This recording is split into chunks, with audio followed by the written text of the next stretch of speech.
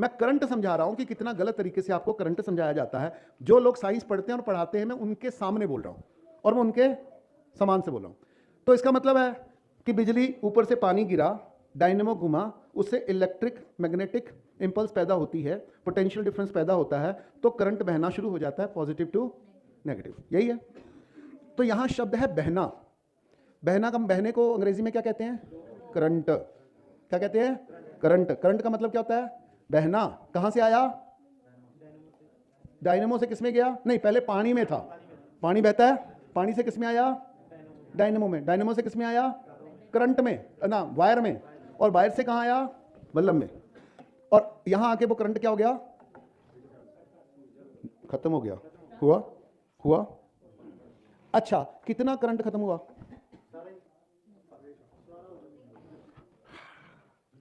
ये एक ध्यान से सुनिएगा, क्योंकि अभी जो आप जो भी जवाब दे रहे हो ना, ये आप अपने कॉन्शियस माइंड से दे रहे हो या सबकॉन्शियस माइंड से?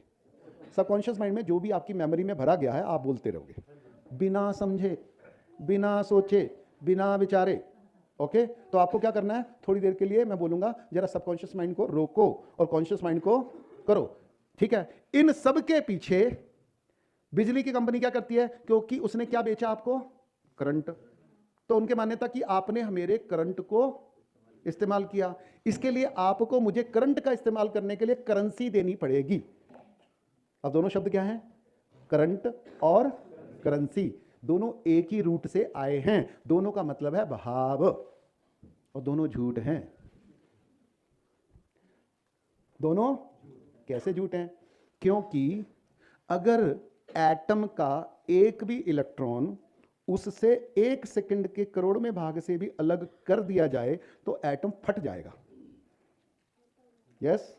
और जब वो फटेगा, असंतुलित हो जाएगा, तो क्या बनेगा? एटम बम का धड़ाका होगा। तो कोई भी इलेक्ट्रॉन कभी भी एटम को छोड़ के बाहर नहीं जा सकता।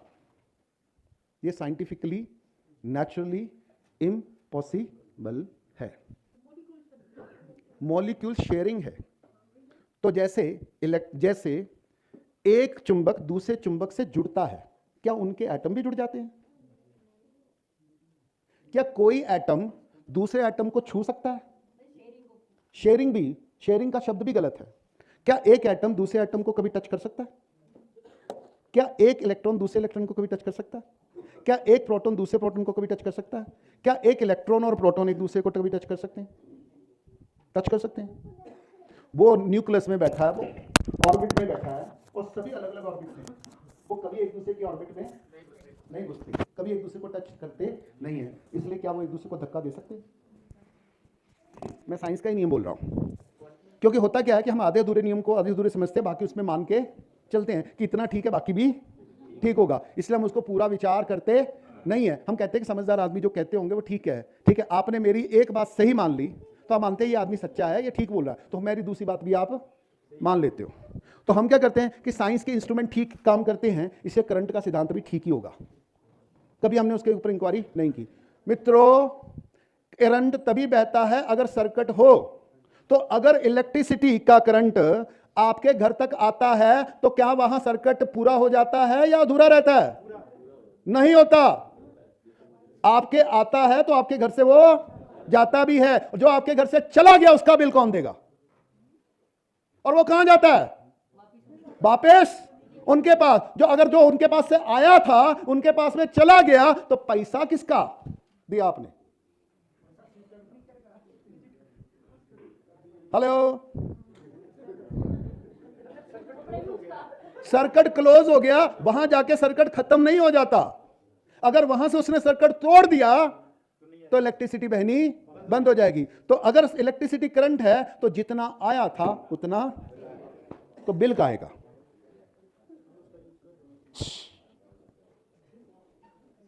इसी नियम को हमको लगाना है बैंक पे, क्योंकि दोनों शब्द एक हैं, दोनों के पीछे नियम भी एक है, दोनों के पीछे धोखा भी एक है, दोनों के पीछे मान्यताएं भी एक है। पहला। दूसरा, एक इलेक्ट्रॉन कभी भी बहता नहीं है। अगर वो बहने लगेगा तो तार कोई टूटती है? तीसरा, इलेक्ट्रिसिटी इलेक्ट्रॉन से पैदा नहीं होती है।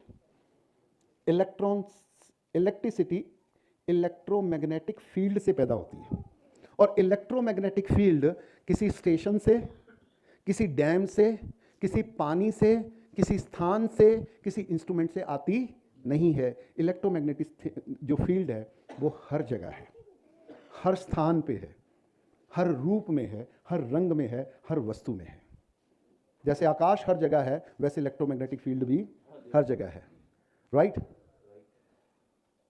तो फिर तुम काहे का वसूली कर रहे हो? वो कहते हैं आपके पास तक ने वायर लगाया, ये सब लगाया, डिस्ट्रीब्यूशन किया, इसका चार्ज देंगे। इसका चार्ज वो तो वन टाइम लगाया था, तो उसका वन टाइम चार्ज होगा। और फिर आप, क्योंकि वन टाइम का तो कोई चार्ज लेता नहीं है, तो चार्ज किसका दिया जाता है? मीटर का चार्ज किसका दिया जाता है? अच्छा, मीटर में कोई इलेक्ट्रिसिटी होती है? मीटर क्या कोई इलेक्ट्रिसिटी पैदा करता है? क्या मीटर इलेक्ट्रिसिटी को रोकता है? क्या उसको वो स्टोर करता है? क्या वो लेता है? क्या वो देता है? वो सिर्फ आपको नंबर दिखाता है, और वो नंबर को बता दिया जाता है इतनी इलेक्ट्रिसिटी कंज्यूम की। अच्छा, कंजम्पशन का मतलब क्या होता है? अगर आपने इलेक्ट्रिसिटी कंज्यूम कर ली तो अगले घर में इलेक्ट्रिसिटी बढ़ जानी चाहिए थी या कम हो जानी चाहिए थी? होती है। तो उनका उससे बोलो कि तुमने इलेक्ट्रिसिटी दी तो तेरा क्या कम हो गया वो बता दे।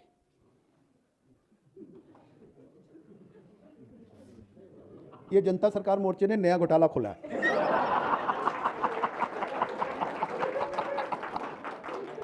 जिसको कहते हैं पावर बिजली घोटाला।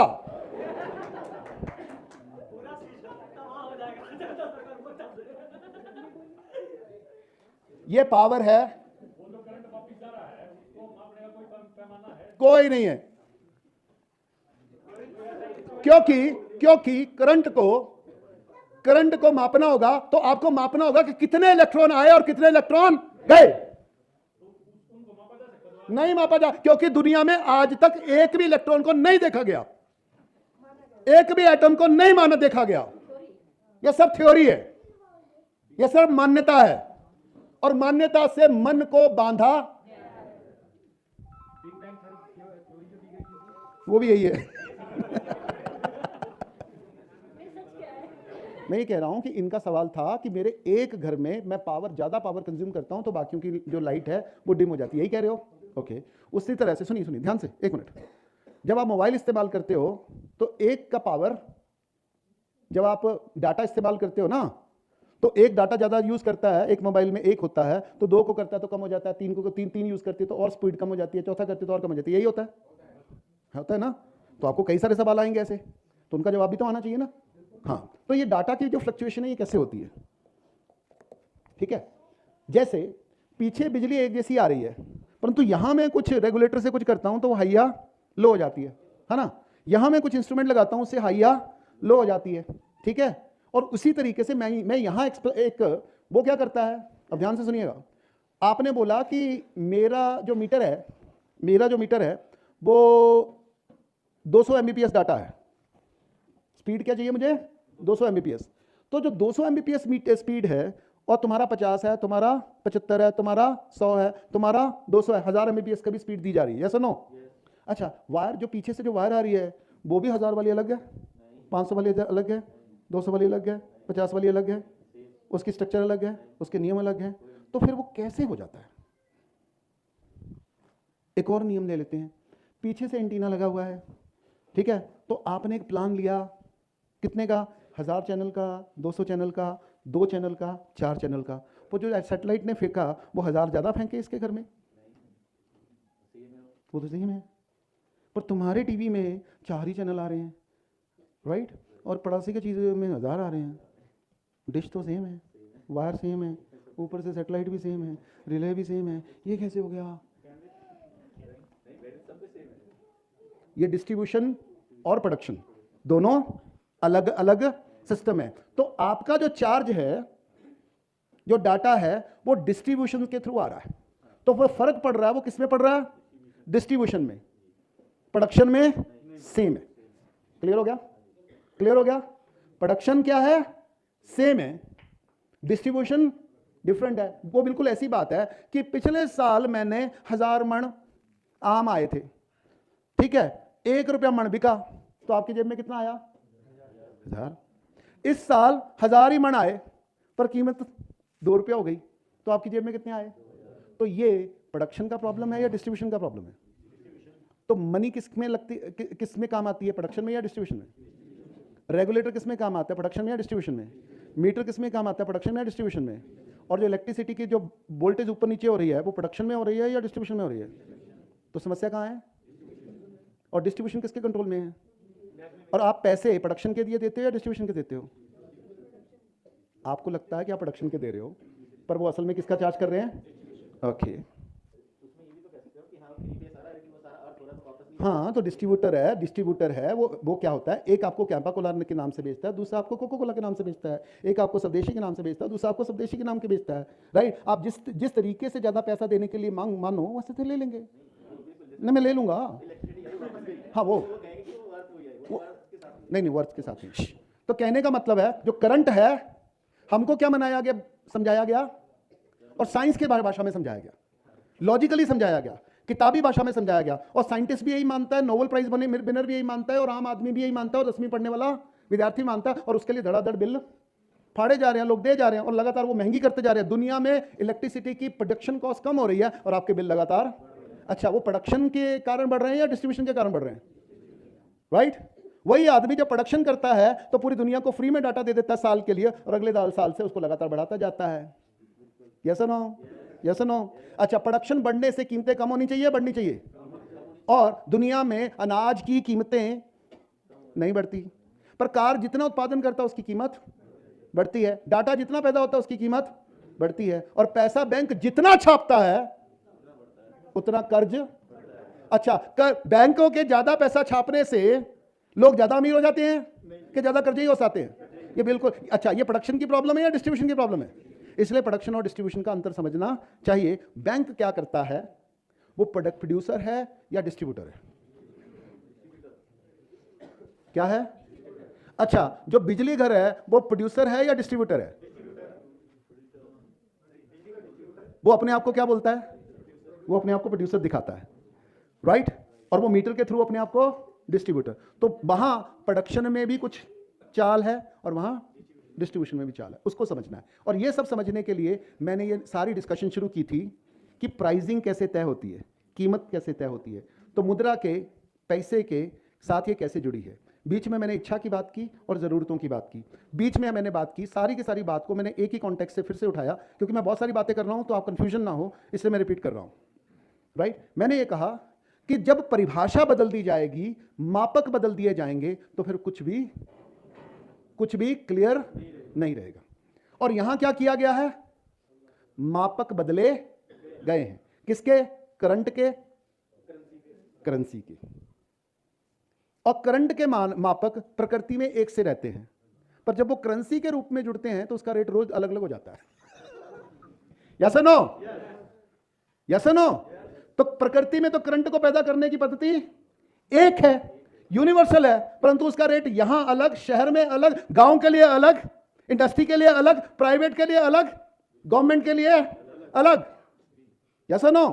और दिन में अलग, रात में अलग, खेती के लिए अलग, शहर के लिए अलग। ये करंट की प्रॉब्लम है, डिस्ट्रीब्यूशन की प्रॉब्लम है। और जहां जहां डिस्ट्रीब्यूशन है, और डिस्ट्रीब्यूशन क्या है? प्राइसिंग मैकेनिज्म है, कीमत तय करने का है। ये बिल्कुल वैसी तरीका है कि इस देश के किसानों ने 1947 के बाद हर साल रिकॉर्ड प्रोडक्शन किया। यस और नो?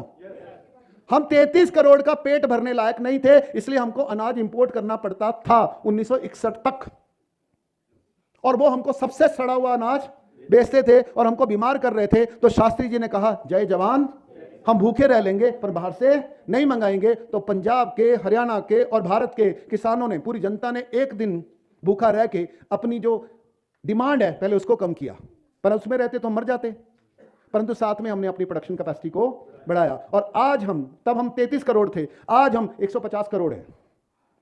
और आज भारत के अन्न भंडारों में 150 करोड़ लोगों का सारा पेट भर के भी 2.5 साल का अनाज रिजर्व रखा है। परंतु क्योंकि हमने हर साल कितने गुना अनाज की, हमारी जमीन 1 इंच नहीं बढ़ी, कम हुई है, बढ़ी नहीं है, कम हुई है, खराब हुई है, जहरीली हुई है, ढलान में बह गई है, परंतु हमारी प्रोडक्शन कैपेसिटी बड़ी है, राइट? कितनी बड़ी है? जब हम 33 करोड़ थे तब भी हम अपनी जरूरत नहीं पूरी कर सके थे। 33 करोड़ से हम कितने हो गए? कितने गुना बढ़ गए? 5 गुना बढ़ गए। और तब 33 करोड़ के लिए भी बाहर से मंगवाना पड़ता था। अब हम 5 करोड़ मतलब 150 करोड़ होके भी हम 2.5 साल का, तो 5 को 2.5 से गुना करो, आपने 12.5 गुना प्रोडक्शन को बढ़ाया है। और आपकी सोसाइटी कितनी बढ़ी? आपकी गरीबी कितनी बढ़ी है? आपका कर्जा कितना बढ़ा है? तो हर साल रिकॉर्ड प्रोडक्शन करने के बावजूद भी आप कर्जे में हैं। सुसाइड करने की 92% किसान भारत के इस समय कर्जे में है। यह प्रोडक्शन की प्रॉब्लम है या डिस्ट्रीब्यूशन की प्रॉब्लम है? राइट?